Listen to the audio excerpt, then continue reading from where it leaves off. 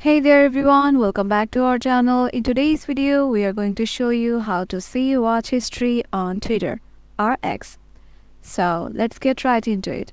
So let me tell you first, it is same for both your web browser or your phone application or your PC.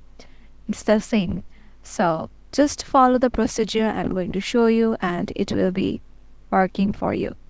So head over to your browser, then search for twitter.com.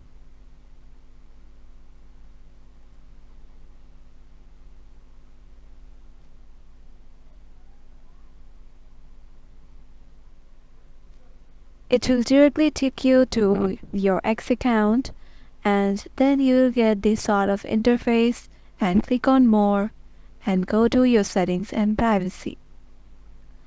And on your mobile application you will find this interface, and let me tell you something, Twitter or X doesn't allow us to see our watch history that easily.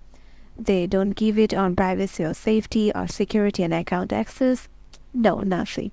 So you have to go to your account, and then on your phone or application there will be this sort of interface that will arrive, and go to download and archive of your data. In here you have to give your password. Let me tell you about archiving of your data. In here you will find your watch history details, your liked posts, the comments you made, everything, every data of yours on X or Twitter.